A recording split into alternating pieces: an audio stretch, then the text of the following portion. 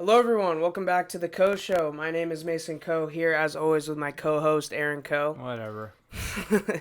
And today is Monday, December 7th. Not a great weekend for football, unfortunately. We've been fortunate the last few weeks. It's Pearl Harbor Day. It is Pearl Harbor Day. It is Pearl Harbor Day, yeah. And, I think we celebrated that this weekend. A reenactment of sorts. Oh, my God, yeah. Before we get into the awful games from this weekend, obviously follow us on Twitter at Mason Charles Coe, at Aaron Coe 29. Like, subscribe, leave a comment. Tweet us out, share us on Facebook, whatever you can do to help us out. We would love it. And then ebook on Amazon and hardcover on lulu.com for High Points, the book by my father, Aaron Coe. So I guess let's just get into... Do we have to? Yeah, we do. We can't just not podcast because we're sad. Unfortunately, some L's were taken. So I guess let's start with Seahawks versus Giants. I think both of these teams, let me just a general comment. Both of these teams were supposed to win against inferior opponents with poor records. I think they thought they were going to go in there like fucking COVID at a Southern wedding and just dominate. And it just, you can't have that attitude. Yeah. So that's just a general comment about both teams. Yeah. So anyway, all right. 17-12.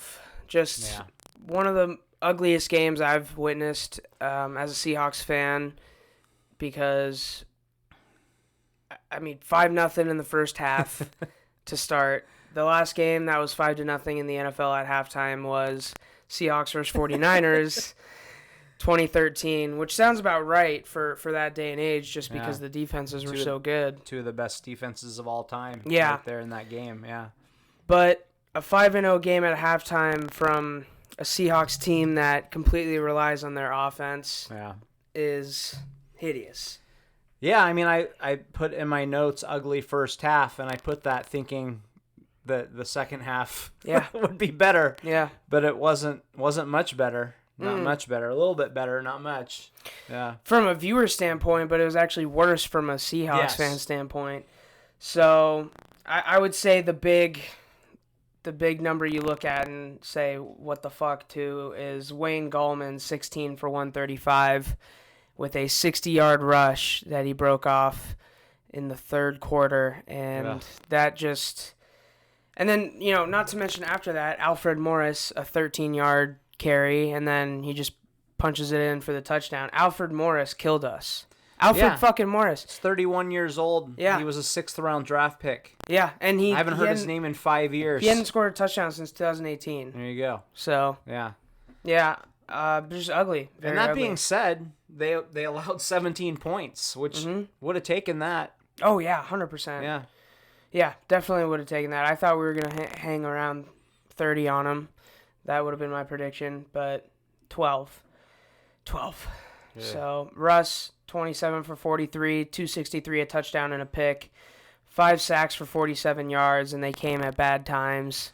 And they were bad sacks. And they were, yeah. In terms of, hey, if you get rushed and you step up in the pocket and take a 4-yard sack, and it's 2nd and 14, you're still in that drive. Mm-hmm. But his sacks were longer for the most part. And then I heard a stat today that PFF said that it was an average of 4.8 seconds per sack. Yeah. So just, if you're listening to this, count off 5 seconds in your head. Like, a quarterback's got to get rid of the football. Yeah.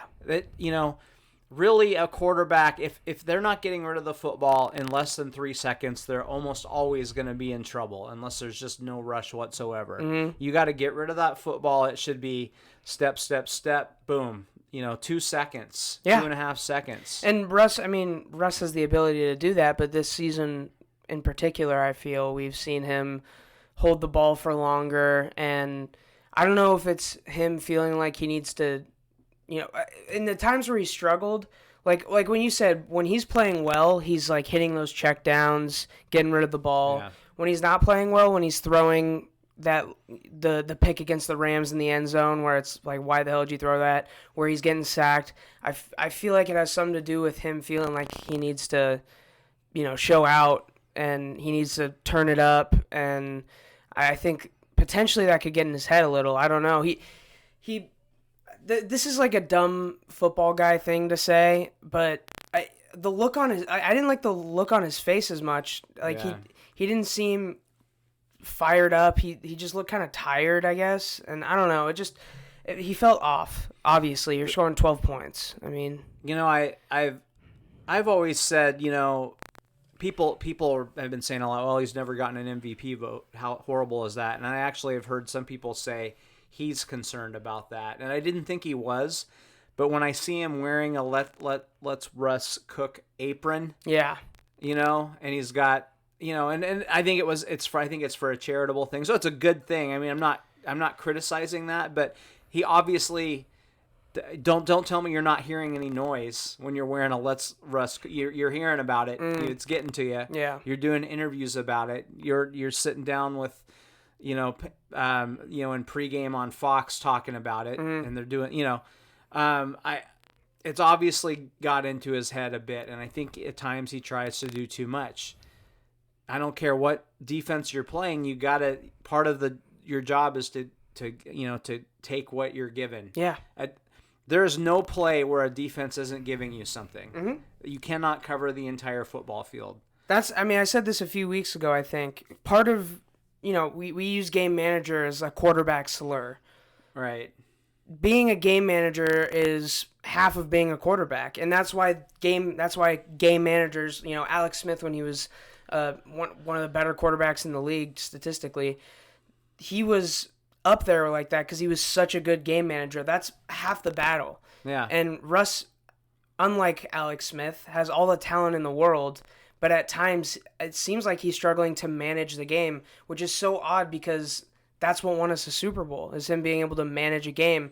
So I don't know if his talent has not hindered him, but his talent has affected him mentally to where he feels like he needs to use it all the time. And this is like entirely speculative because we have no clue what's going on in his head, and we're not going to act like we see it in his eyes that he shook because that's just bullshit. Yeah. No one can. Yeah, we don't know.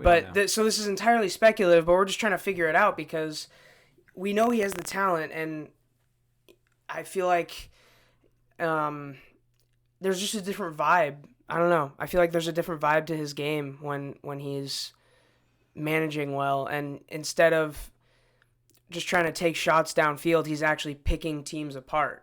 Right. Because there's a difference between picking someone apart and just throwing deep balls and connecting for big home run plays. Yeah, I mean you have to do it all. So if it's 1st and 10, and you wanted to go deep to Metcalf, but there's a 7-yard completion in front of you, take the 7 yards. You got 2nd and 3. Now you can do whatever you want. But when you see the deep ball's not there, and you scramble around to try to find another deep ball, now it's 2nd and 22 instead of 2nd and 3. And when you're 2nd and 22, you're not going to make first downs very often. Right. So I think he's just trying to do too much. Yeah. Maybe the offensive coordinator is trying to do too much. Honestly, Russ had a horrible game. I think a lot of this game is on the coaches. Me too. It just looked like they weren't ready to play the game. I said None that. of them. Yeah, I said that yesterday. I mean, the big coaching thing was punting from the 37-yard line. At the time, I realized how fucking stupid it was, but when you see 17-12 and realize that we punted from not our 37, the plus 37. It's from the Giants 37. So we don't kick a field goal. We don't go for it on, 4th and 3? Something like that? 4th and 6, but still it was from 4th and 6. It was 4th and 5 6. or 4th and 6. Okay, yeah. But still, you're at the 37. Still, so going for it is, I feel like, a decision a lot of people would be okay with. Kicking a field goal, I think, even the hardcore analytics guys, the analytics might tell you to kick a field goal there. Right. So, you see a final score of 17-12 and think, if we kick a field goal there, we're not trying to push it to the end zone on that last drive, and we give Jason Myers a shot to win the game. Instead, we take a delay of game penalty to give Michael Dixon more room to pin him deep. Awesome. Yeah, it's great. I'm not a go for it every time. I'm not a big analytics person. I mean, I subscribe to it somewhat, but that to me, I was yelling at the TV. What are you doing? Yeah. You have a kicker who's kicked a 61-yard field goal. Now I know that Pete said that was on the outer edge of where they wanted to kick it from. So, well, if it's on the outer edge, it's on the edge. Yeah. Kick it. Fuck. So I wouldn't have. You would have heard no rage from me if they would have missed a field goal. You would have heard no rage from me, whatever play they ran. Yeah. If it didn't work. Yeah. No rage from me. I mean, Pete, you want to trust your defense? Well, trust them from the 37-yard line. Trust them to not allow a team to go 63 yards. It's not like we're going for it, not getting it, and they're in the red zone already. It's you still absurd. have room on the field. That was one of the worst decisions that I have ever seen. And it's Colt McCoy. Yeah. It's Colt McCoy. Right. Now, I guess they have Wayne Gallman, the fucking all-pro, like, Jesus. So, maybe. But he's so flip-floppy on being, he's so confident in his defense that he's not confident in him. It's weird. Yeah. Like, it's insane. I don't know. It's just, that's a decision that I think that's the worst decision I've seen him make. And he's made some questionable ones. Yeah. And almost every decision he makes that I don't like, it's usually, I don't like that, but I can see where he's coming from. I go, I guess. Yeah. That's what I do. I usually go, sigh, I guess. But this one, I don't know. I think it would be hard to find another person. Yeah. And that coaches football that agrees with that. When you're at the 37-yard, I mean, to me, in that 32 to 40-yard line, when you're in the other team's territory, to me that's if it's less than 10 yards, you're pretty much going for it most of the time, unless you really feel like you've got to have 3 points and you want to kick a long field goal. Yeah. But that's in that range where it's a tough field goal, but you're not killing your defense. You're not putting them in a terrible position by going for it there. That fourth down thing. So there are things we have, Pete Carroll is like, he's like a hot girlfriend that she's beautiful. She's nice.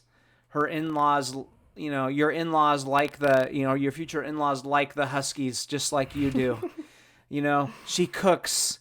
But once in a while, she cuts a fart in public, right? Pete Carroll, so when I talk about Pete Carroll, he has these issues that you just have to let go. But they're not going to change. He's going to fart in public on fourth down, and he's going to fart in public with his timeouts. He's done it forever. Yeah. It's not going to change, so forget about it. But what I've had issue with, too, is what they're calling on fourth down. They also had a 4th and 1. You have Chris Carson, and you have a right-handed quarterback rolling out to his left, trying to throw a swing pass to a running back. I mean, and I saw a stat. I think it was Greg Bell that put it on Twitter at GBell Seattle. GBell Seattle, I think is what it is. I think it's GBell Seattle. Yeah. Yeah.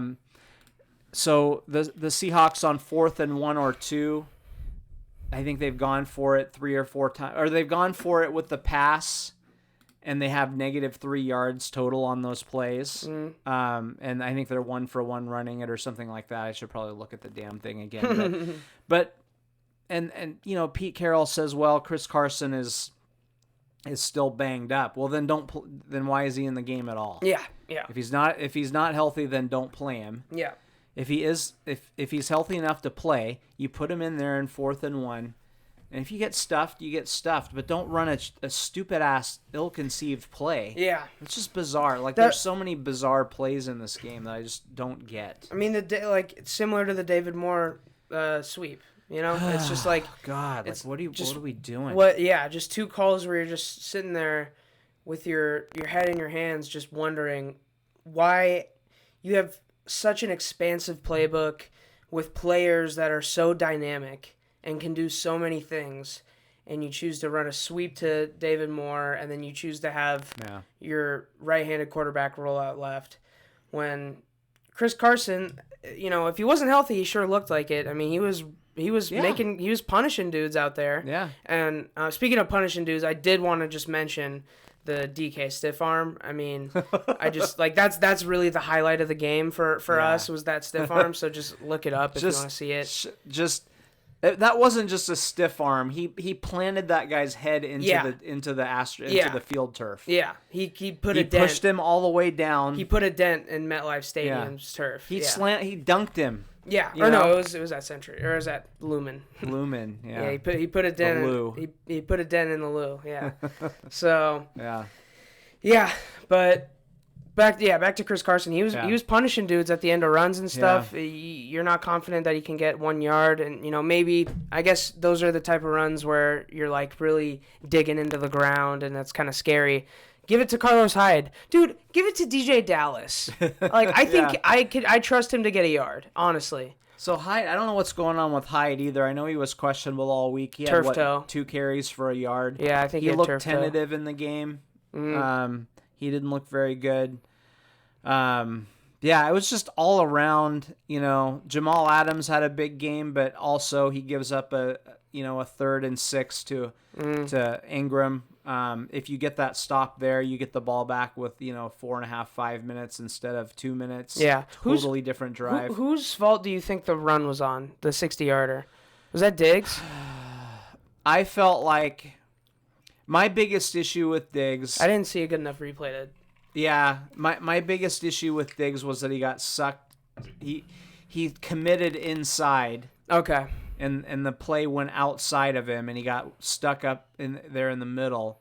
And you're called safety for a reason. Yeah, that's true. Yeah. So when you're the last guy, then don't get caught up inside when the guy's going outside. I mean, there were times where when Earl Thomas was in his prime, where, they would give up a 13-yard run, and Earl Thomas would make that play. Yeah.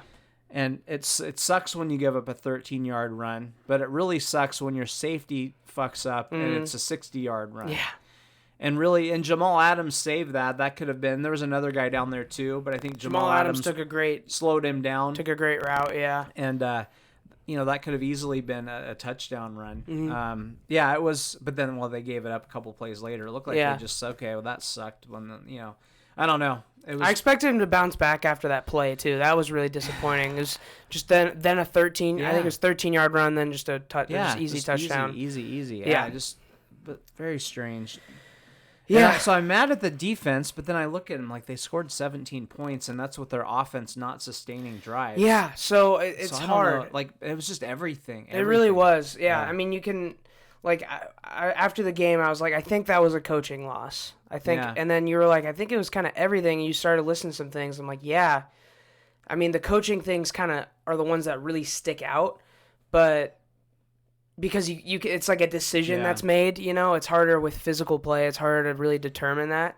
But it really, I mean, when you really break it down and look at it, it's just people, they seem sleepy. Like it was just, everyone was just sleepy. I don't know. And I know Wilson in the Zoom afterward sounded very hoarse. So you wonder if he was under the weather. I'm not using that as an excuse because great players play through that. Yeah. You can suck it up for 3 hours and get it done. But, maybe there's something going through the team. But yeah, to me, and I don't see this. I know people feel like the Seahawks sometimes play down to their competition. And I think maybe sometimes they do that. But if you look at Pete Carroll's career, and here, especially here in Seattle, it's not too often that they get beat by someone they were supposed to beat. They do. Don't get me wrong. They do. It does happen. But compared to other coaches in the NFL, I feel like they don't have these letdowns too often. They don't have excuse games. Oh, we had to play at 10 a.m. on the East Coast. We used to hear that for years. Not with Pete Carroll. He is like an incredible record in those games. Yeah. So I feel like this one was a whole different level of letdown because it was everything. Yeah. It was everything. It was just sad to watch. I will say a couple other, I guess, shout-outs. Quandre Diggs had that pick, on the nice tip drill. But then also, you got to tuck the ball, dude. Oh, my. I was screaming at him. It was so funny. Yeah, you're like, you motherfucker! It's like, yeah, okay, if you're not, I think if you're not LaShawn McCoy, tuck the ball. If you're not LaShawn McCoy, tuck the ball because you don't carry the ball in practice. You're not constantly doing drills where guys are swiping at you. You just pick, I don't know, I saw him running. I was like, I hope you just slide. Like, just slide. Don't do this. There's the TikTok that your mom sent us of Frank Reich showing his 2-year-old granddaughter how to carry a football. Yeah. He demonstrates the technique, and she runs around the living room with it. Much better technique than Diggs. Diggs needs to watch that fucking TikTok. Yeah. But anyway, I never thought I'd live in a world where you would say our football player needs to watch this TikTok. Seriously. Yeah. Can I send him a TikTok? Oh my God. And then also I do want to say Ryan Neal with the punt block. He belongs. Yeah. I think he belongs on our football team. Like he. Oh yeah. He should. He's played really well. Yeah. He also he's the one that tipped the pass that Diggs caught. Yes. Right. And also DJ Reed, another great surprise. Yeah. Kind of nabbed him from San Francisco, so he's got a little, I guess, chip in that way. Yeah. But I think those are two guys that belong on the Seahawks, and they've played way better than we could have expected. Someone who didn't play better than we could have expected, and probably played just about right, is that fucking backup right tackle that had to come in. What's his name? I don't even know his name. Chad Wheeler. Chad Wheeler, yeah. So, obviously Shell is your starter. Which is already just not great. He's played pretty well, but we weren't maybe expecting huge things from him. Yeah. And then Agbui. And then that's where So now he couldn't play. He couldn't go. So now you're putting, I think it was Jamarco Jones out there. Yep. He goes out.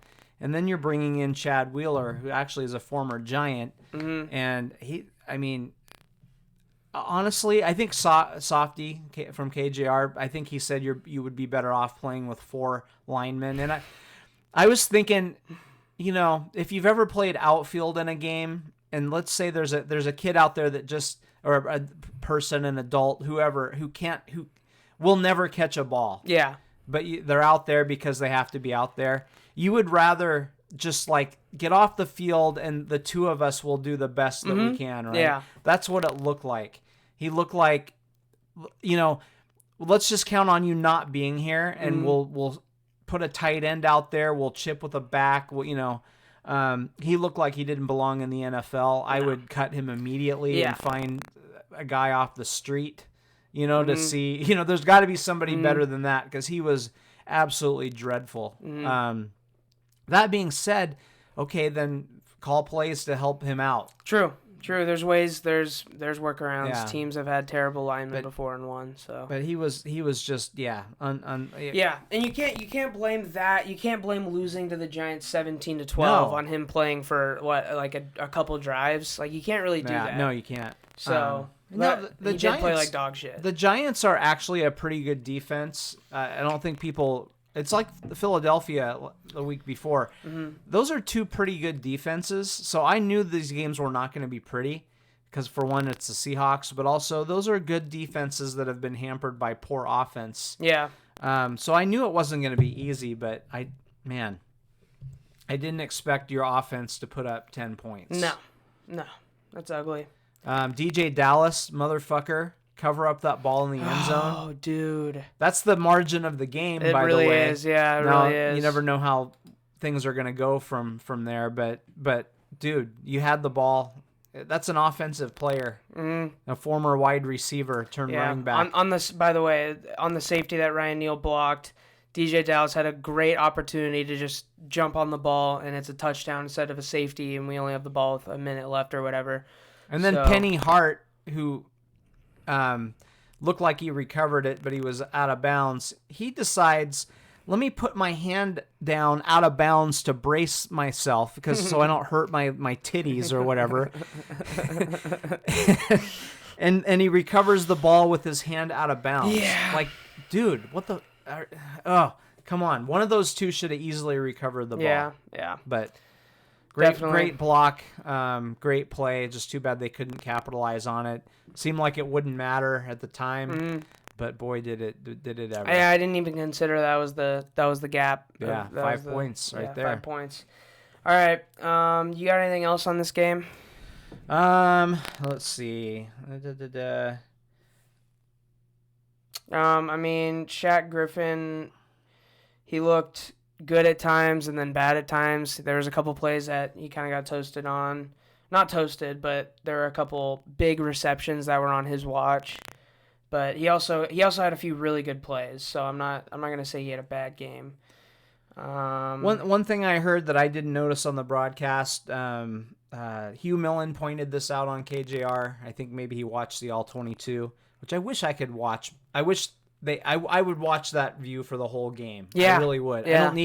I don't need to see Russell Wilson's nose hairs in the goddamn broadcast. Yeah.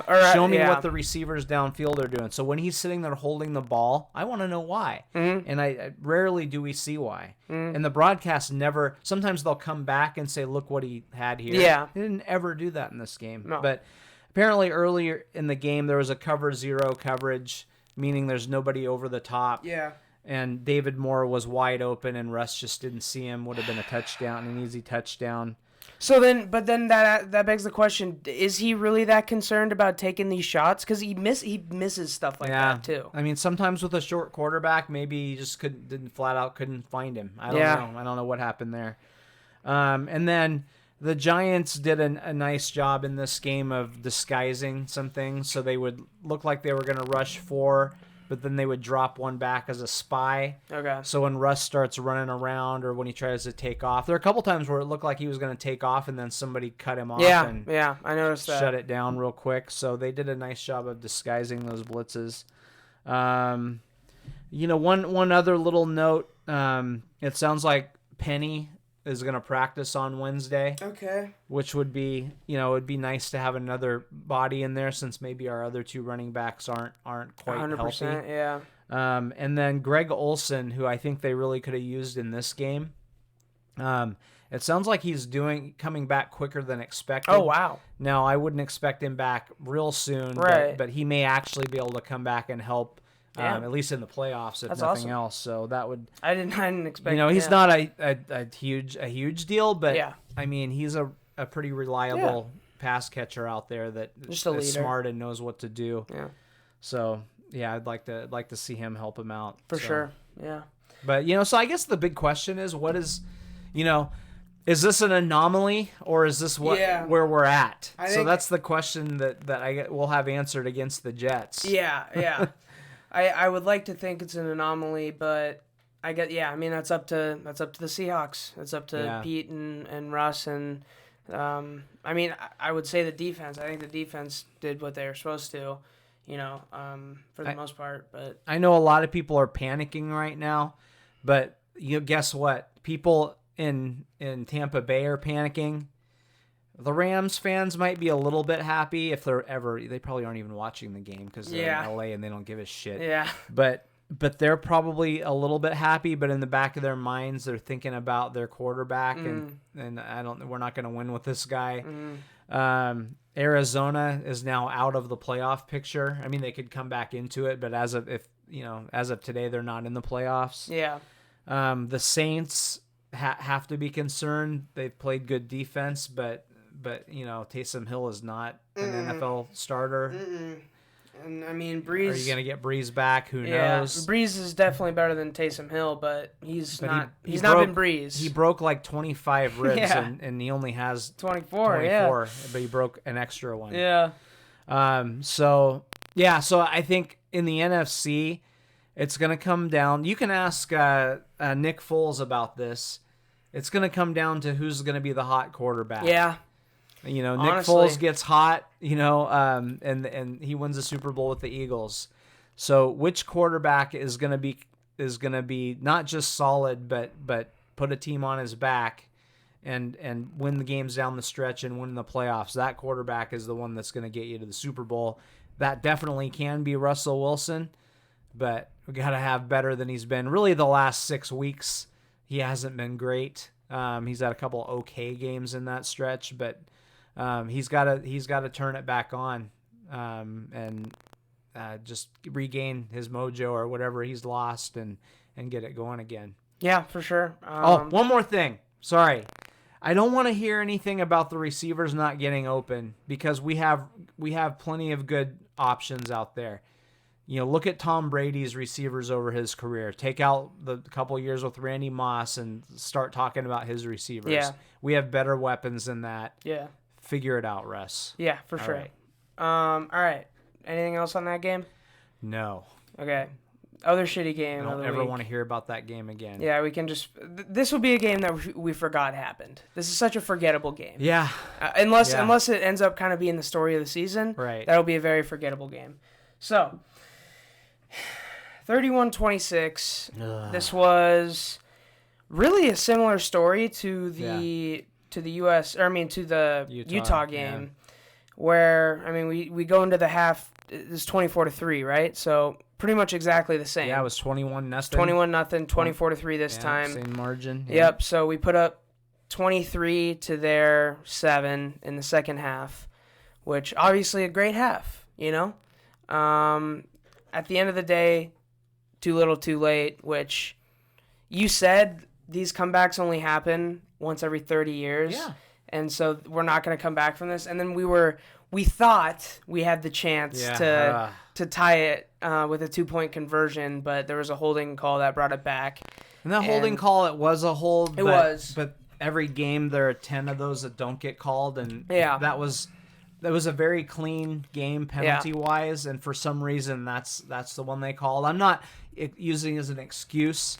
I'm not even criticizing the call. No, it just sucks that that's the one that they called. And it was even worse because the broadcasters aren't in the stadium. They're either in a studio or at home, so they're seeing what we are, and they did not see the flag and call it out instantly, and there was no flag icon that popped up, so that gave us time to hop up, high five, celebrate. It's a long fucking time. And then you just go, no. I was like, fuck.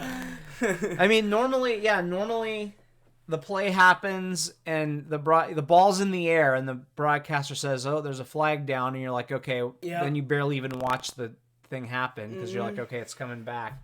But yeah, we had 10 seconds to celebrate before anybody knew there was a flag. So that hurt. That hurt, yeah. Heart. So Dylan Moore's 15 for 23 for 254. 11 yards per attempt, so that's pretty good. He, I think the running game was very concerning. So, Pleasant 4 for 6, Cameron Davis 3 for 14, which isn't bad. And then Sean McGrew 16 for 65. It seems like there's some COVID cases going on. We're again, this is speculative, so we're not breaking any news or anything here. Yeah. It's,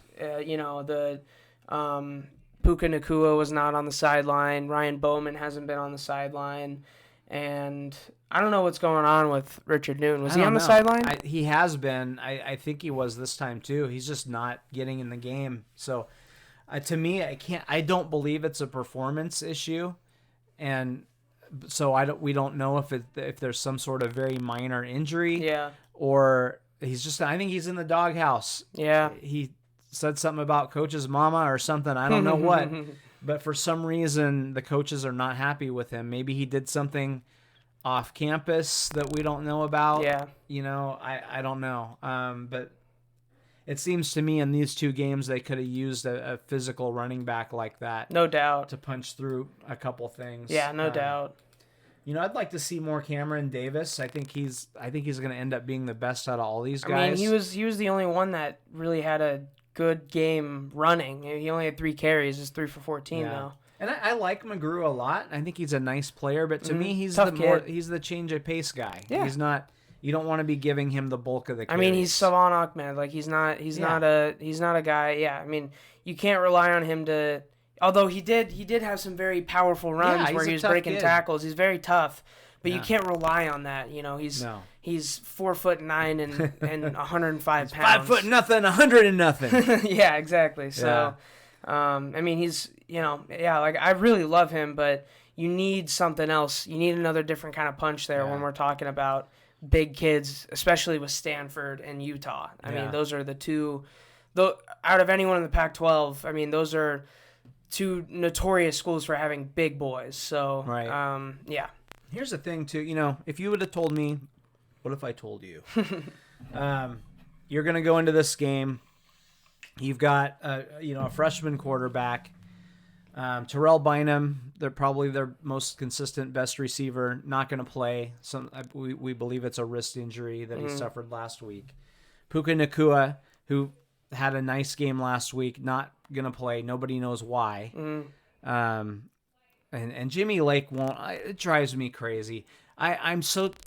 this is a side tangent rant here. I am so sick and tired of these coaches just not answering any questions. Yeah. You know what? You work at a public institution and you play. The reason you're playing and getting millions of dollars is because people are watching your goddamn game. The fans deserve to know a little bit. I'm not saying we need to know everything, but we deserve not a bullshit answer. Yeah. I would rather he said go fuck yourself than some of the answers that he gives. And I love Jimmy Lake. Don't get me wrong. It's not just him. It's every college coach. Right. I think they owe it to their fans, who are the reason that they are there. And it feels like, I don't know. I mean, what I'm going to say, okay, it feels like they're almost taking advantage of there being an excuse to not be transparent. Yeah. And it doesn't feel like they're lying. It just feels like they're being dishonest. Yeah. Which in a potentially already very corrupt organization in the NCAA, it's like, at least can the programs be honest with us about stuff like this? And it's not, I'm not saying that they're out here lying about who has COVID and who doesn't. I don't think that's the case. I just think like you said, I feel like fans deserve to know at least a little, and in these so uncertain times, I feel like, I don't know, I just feel like, come on, just like open the door just a little, let us know something. And I don't know if that's just because we're inside and we can't see them play, and there's so many things we're missing out on that we even miss this for some reason. But it feels slightly dishonest. And I'll tell you what, I've listened to some of these Zoom press conferences, and I know a lot of fans probably think that's not a big deal, that reporters can't, reporters don't go into college locker rooms anyway, but they're out in an open area where you can go up to players and talk to them. And you can talk to usually some of the other coaches. They're just kind of milling around under the stadium. You're doing these Zoom press conferences. They only give you a couple guys to talk to. And you raise your hand on Zoom, right? You push probably everybody's done this by now. You push the little button and you raise your fake hand on Zoom. You ask your question and then you're muted again.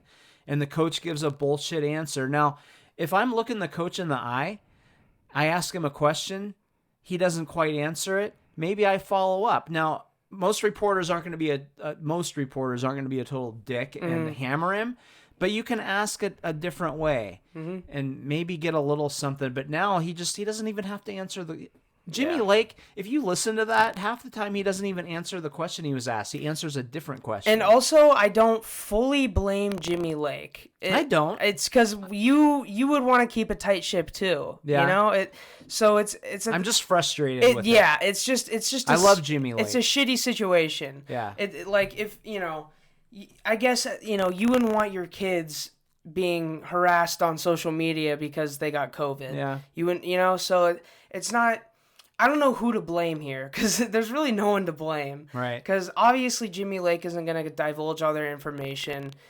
Obviously, the people can't be there to ask questions and follow up. Yeah. Obviously, with HIPAA, you can't require that there be reports and all this stuff. Right. And I mean, obviously, we can't go see them. We can't. I would love, so the reporter asks a question, what was Puka Nacua up to? And Jimmy doesn't even address Puka Nacua in his answer. And then if I was the next reporter, Aaron Coe, you're next. Yeah, Jimmy, I don't have a different question. I would like you to answer the previous question. I wouldn't really do that, but it's just like it's so frustrating. That's the way they have to do it. Is the reporters have to form a union, they do. Team up. Yeah. They all ask the same, just one question. Yeah. Try to get one answer out of them. I don't even need to know why a player's out, but what I would like to know is, hey, he missed this game. We expect him back next week. Yeah. Or he's out for the season, and I get you want the Oregon to prepare, blah blah blah. I think that stuff's all way overblown. You're not changing your scheme, and all that. I think that's way overblown. But I don't get it. So anyway, you're down. So back to it. Freshman, so, if I had told you you're going to score 26 points in the game and you got Dylan Morris, a freshman quarterback, you're down your two best receivers. McMillan, who's supposed to be a stud freshman, gets hurt and leaves the game. And now you've got Rome Adunze, and Ty Jones, who had a couple of great catches. Yeah, I did want to make a note of that. Ty Jones, I didn't realize he only had 2 catches that game. They were big. But they were very big. One of them was spectacular. One of them, look it up, just a great one-handed, the broadcast said OBJ-esque, which they say every time someone makes a one-handed catch. Yeah. But it really was. It was a great catch, yeah. Go ahead. So, to me, this one falls squarely on the defense. Yeah. The defense allowed Stanford, and Stanford's has not been a dynamic offensive team by any means. I think the broadcast said the worst rush offense in the Pac-12. Yeah. So you allow their running back to go 31 for 138. Two touchdowns, and those were easy touchdowns. Another running back to go 7 for 44 and a touchdown as well. But you know what's worse than all of that? The third down and fourth down. I totally that slipped my mind today. 10 of 13 on third down. Mm-hmm. That means there were 3 you didn't make, but guess what? They were 2 of 2 on fourth down. Yeah. So basically, you got one stop other than turnover. Mm-hmm. You had a nice turnover there. Trent McDuffie forces the fumble. He's also climbing up my list of favorite Huskies, too. Yeah, he's fantastic. Along with ZTF, who was kind of absent this game. Yeah, he was. In fact, very absent. Yeah. And you're gonna have that with pass rushers. Mm-hmm. They're gonna if they get 1 sack and 2 tackles, that's a great game. Yeah, he was, I believe, he's not on the stat sheet. Yeah, he's not on the stat sheet. He did not have anything, and that's sometimes that's gonna happen with pass rushers. They're it's boom or bust. Yeah, So I posed the question to you during the game. Is this because I don't remember exactly how ZTF did in the first half of the Utah game. I know he went off in the second half. I can't remember if he was doing great in the first half or not. But is this football team completely contingent on ZTF being the best player in the country? Well, I think because Ulofoshio had 18 tackles. Yeah, he was all over the place. Part of the unfortunate thing is most of those tackles were 6 to 8 yards down the field. Exactly. I think you need ZTF to create havoc. Here's the deal. You have Ryan Bowman is out. You had Latu was supposed to be a starter. Yep. We haven't seen him all season. Nobody knows why. Yeah. I believe he's been on the sideline. Nobody knows why he's not playing. You lost 2 players who decided to forego the season because the Pac-12 was indecisive about playing or not. Yep. So that was Onzarike, right? Yeah, Onzarike. And I don't remember the other one.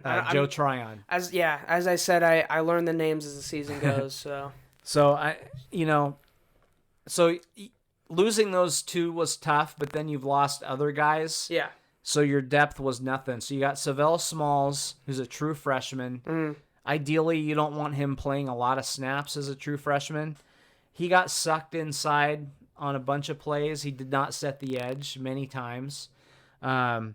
Which, who was that? There was a defensive end. I think he wore number 8, and we used to think, no, just recently, like even in 2016, not 8 or I think he was number 8, and he never did any. It seemed like he never did anything. Oh my God! I can't remember his name. Oh, I don't know his name either. But one thing he would do, what they liked about him, and the reason he played was they kept saying he set the edge. Yeah. Now I get it, because we got guys out there that are not setting the edge. Yep. So that defensive end, whose name I can't remember, never got sacks. Yeah. Never got tackles. No. But what he did is set the edge and force things to come back in, and that's why Ben Burkervin had so many tackles. Yeah. But, so we're not setting the edge.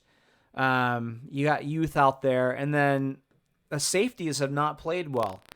The next time I see Asa Turner get a big hit, it will be the first time. Yeah. Jesus. Big great. Dude. Had one pick that was handed to him on a platter that anybody, a 8-year-old youth football player could have caught that. Yeah. I don't see any big hits from that guy. I don't see him breaking up passes. I assume he must be better than other options, but I think I'm frustrated with him because he was a big recruit. Wrestled him, Notre Dame and others, he could have gone virtually anywhere. Yeah. And it was touch and go whether we were going to get him or not. And he does nothing for me. Nah. I was concerned when I heard Alex Cook was going to start at safety this year, because he was a wide receiver before. Oh, I didn't know and that. not an elite guy. So I was like, man, we have we have a guy named Julius Irvin, not Dr. J. Yeah. Who was another guy that was supposed to be a huge get. He's barely played, and when he has, he's looked awful. So the safety play has been rough at times. And then, Jackson Sermon, the linebacker, just looks a step slow. Yep. He's wearing a fucking neck roll. Can't turn around and deflect the ball. Yeah. So there are some concerns, but I really thought they were going to be better than this, and definitely concerns going in against Oregon, but Oregon is more depressed than we are right now. Yeah. So who knows? By the way, just some somewhat breaking news. Steven Silas, the new GM of the Rockets, on James Harden. He's not here, and he has a reason, but that's on him to tell whoever what that reason is. So James Harden is not going to practice and not telling the GM or anyone why. I know that Harden said that, or it was reported that he wasn't there, but he was going to, but he hasn't told anyone why. So we'll talk about that. We'll probably got to screw loose. Yeah, we'll probably talk about that on Wednesday. But yeah, back to Stanford, Washington. Obviously, in general, shitty game. Not a ton of positives to really discuss. I mean, Cade Otton only had 2 catches. He had a 42-yard reception. And that was late, I think, in the second half. That was in the second half. Why aren't they targeting him? Yeah, why? I don't get it. Yeah, exactly. Early on, he was just absent. Part of this, a big thing is, another reason I don't put this a whole lot on the offense. The offense didn't play well either, especially in the first half. They only had 7 possessions in the game. That's crazy. That is insane. Because I was thinking about it. Stanford scored 5 times, right? Yeah. And we only had them punt once, and we only had them fumble once. Yeah. I was like, wait a second. Damn, just this game, they were just grinding it out. It seemed like they would either get 6 yards on first down to set up an easy conversion, or we would stuff them. Okay, 3rd and 10, here we go. I don't know how many 3rd and longs they converted. Well, we see the stats, but many of those were 3rd and long, and they were able to convert. Very frustrating there. Like, you got to get off the field on 3rd and 10. They would get 7+ yards every 3rd play, at least. Yeah, that's pretty much what it was. Mm-hmm. They would get 7+ yards every 3rd play or so. I think that some of the defensive players are just thinking too much. I think they're not playing fast. Yeah, not reacting. They're thinking. Yeah. Yep. That's not good. Oh, gosh. Special teams continues, just little things here and there to be an issue. Again, not at all blaming the officials on this because the Huskies lost this game. But what the hell? Why can't they spot a football in the Pac-12? And it's not just it's helped the Huskies. It's hurt the Huskies. It's gifted us a win potentially this year. Well, I don't subscribe to that. I think they still would have won the Oregon State game. But it would have made it was an impactful play, no question. So impactful. But in this game, there were 2 plays where it appeared Washington got the first down. I thought Jimmy should have challenged one of those. And then there was another one where they reviewed it and changed it. But it was like a yard. They were off. The spot was off by 1.5 yards. Yeah. What are we doing? So the MLB has laser technology to know exactly where a pitch crosses the plate. I don't know I think it's the Premier League in Europe, the football league. They have laser technology. It's called VAR, where they can see if the ball fully crossed the plane or whatever they call it for a goal. Yeah. So they have laser technology that can do that, but we still have a chain that we just hope is exactly 10 yards still, even though it hasn't been measured in 10 years since it's been used. And just some three old ass dudes that probably need contacts that don't have them because they don't believe in Western, they don't believe in science. So we're relying on these people to give us a spot when football is the most profitable sport in America. Yeah. And we don't have the technology. We can't afford it. I'm struggling to see how there can't be some sort of, we're talking about having baseball have robot umpires that tell you exactly where the pitch is thrown, but we can't place a ball. Yeah, I don't get it. It's ridiculous. To me, I think a lot of these officials have been beaten down quite a bit, and they go out there and they try to call a game, and then what's happened in the last few years is they're getting stuff overturned and their feelings get hurt.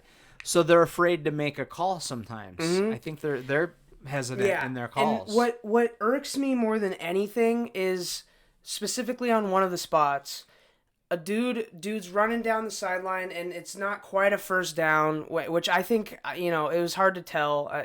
I think I agree it might have been a little short, like 6 inches, and he was running down about where I said I thought it was, with his hand in the air, and then the dude comes from center field where the safeties are and spots it a yard shorter than the other. And it's not your job. He was obscured from the ball. It's not your job, and you're obscured from the ball. Why are people?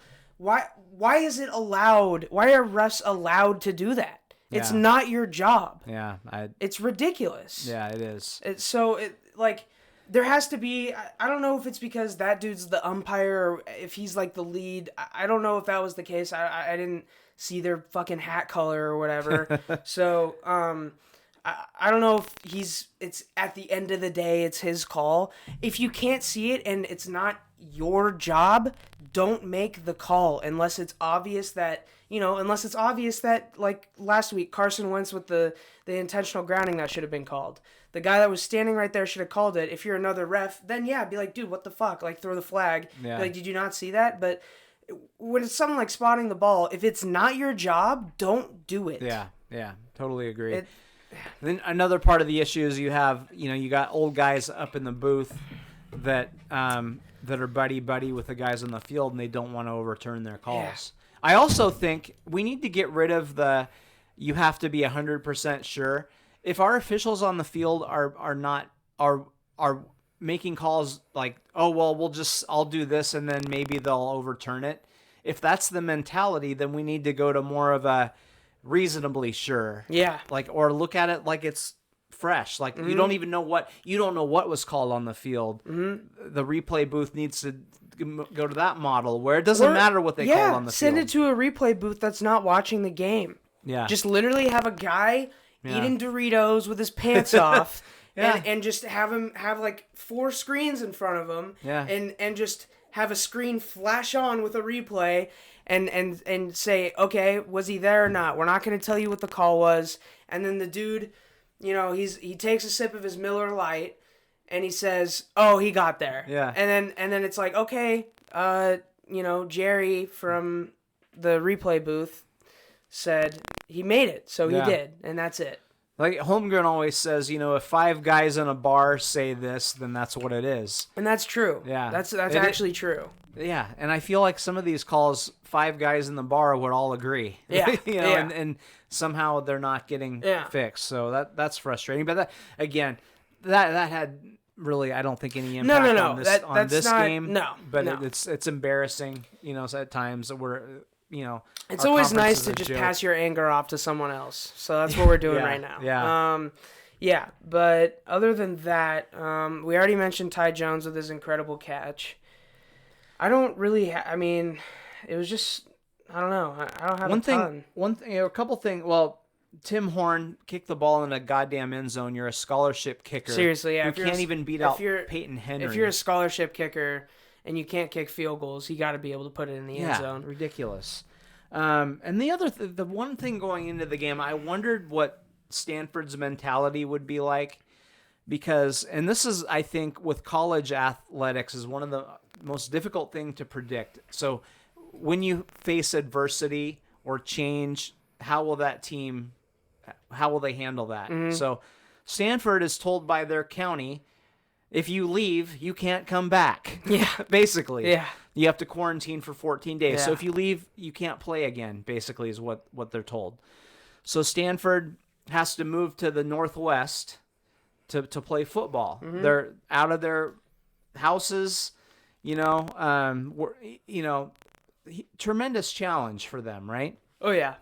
They're doing a walkthrough on the same field where I played flag football with a bunch of Microsoft engineers. Yeah. What the hell? So I wondered, will they be down about this? But then sometimes, or maybe they become emboldened and are like, us against the world. We're going to show them. You can't take us down. And it seems like that's what they did. Yeah. Also, just props to Stanford. Yeah, for sure. For not only overcoming that, but just playing a great game.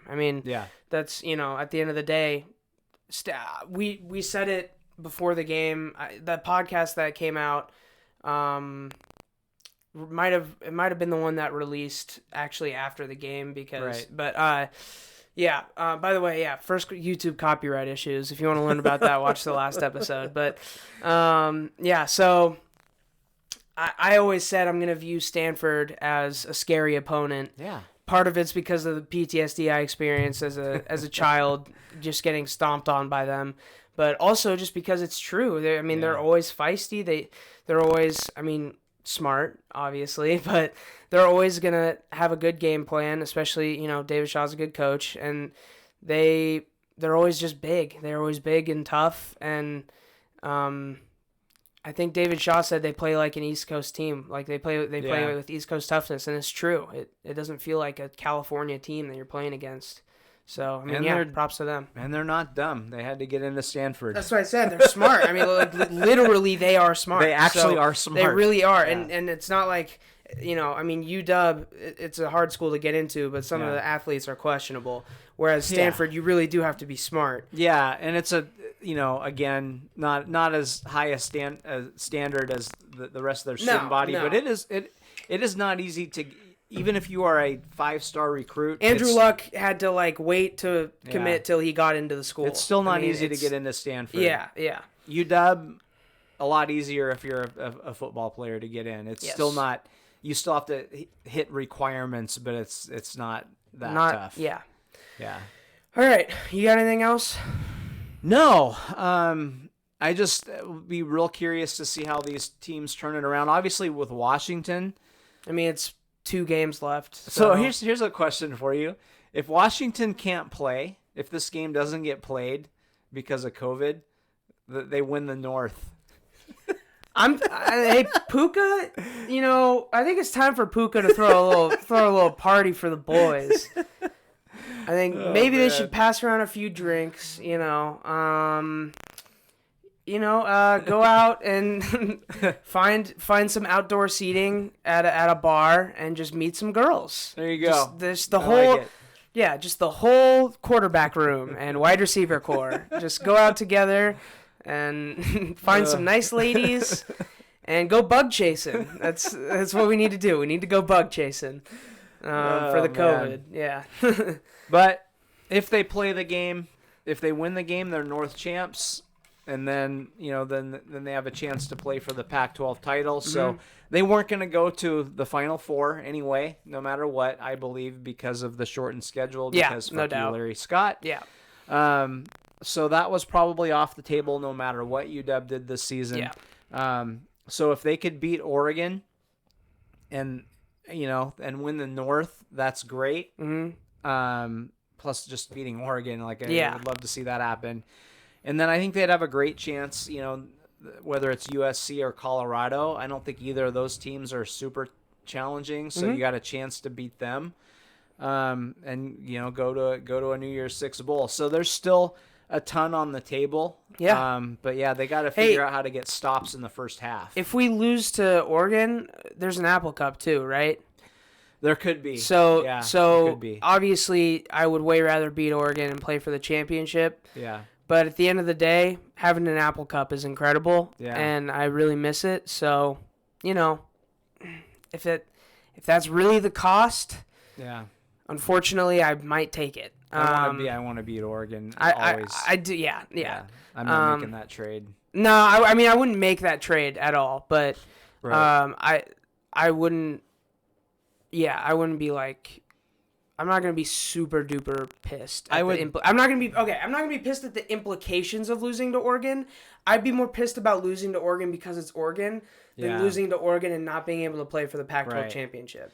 That's the way I'll put it. Let's say UW beats Oregon and then loses to Colorado in the Pac-12 title game. In that scenario, would you rather play Arkansas in the Poulon Weed Eater Bowl and wherever the fuck that is? Yeah. Or would you rather just have an Apple Bowl? Bowl. Yeah, me too. Yeah. Oh, also, unfortunately, I really wanted to meet BYU in a New Year's Six Bowl, but unfortunately, you guys lost to fucking Coastal Carolina. Coastal Carolina's not even a real place. Coastal Carolina, dude. Yeah, that's right, BYU. I understand that we're dealing with a loss too, and it wasn't to a ranked school, but it's fucking Coastal Carolina, and you're a little bunch of Mormon bitches. But we never take the Mormon. It's not about you being Mormon. It's not about you. It's about you being bitches, not Mormon. We never thought our team deserved to be in the Final Four. No. So that's the difference. No. Yeah. So anyway, I was very happy to see that. I was happy to see Oregon lose. It doesn't make. I was also happy to see your dumb looking pretty boy quarterback get driven into the ground 6 times in a row by those defensive linemen. And I know when you guys all ran out to midfield, you weren't going to fight because that's ungodly. I bet Coastal Carolina was not scared at all. They all have mullets like me. Yeah. They're all strapped up, ready to go. That's right. That's right. Yeah. So. Fuck you. Yeah. Yeah. Goodbye, BYU. We won't hear from you for quite a while. No, you can get off my Twitter feed now. That's right. Yeah. Go play. You'll have to play anytime, any team, any place, because that bowl, you're not going to be able to play in a nice bowl game. No. You're going to have to take anything you can get. They can play Arkansas in the Poulon Weed Eater Bowl. Yeah. Fuck you. Yeah. Yeah. Anyway, you got anything else? No. I just gotta pick myself up and dust myself off after. By the way, we just managed to make it 3 weeks in a row shitting on BYU. Wow. So it's pretty great. I could do that every week. Yeah. I would never run out of material. Yeah. Fuck them. All right. I guess follow us on Twitter at Mason Charles Coe, AaronCo29. Ebook on Amazon.com, hardcover on Lulu.com. And like, subscribe, comment, share us. If you just... it's stressful to give podcast ideas to people because you don't know if they're going to like it or not, and they have to invest an hour of their time into it. But, do it for us. That's right. Don't do it for the enjoyment of your friend. recommend us to a friend for us. We would love it. If, this is like a dream of mine. So I'll go ahead and say that out loud. So, you got any last thoughts? Any final thoughts? No, other than fuck Howard Schultz. Fuck Howard Schultz, yeah, for sure. I don't think I've said that for a while, so. Go Dogs, go Hawks, bring them back. Peace. See ya.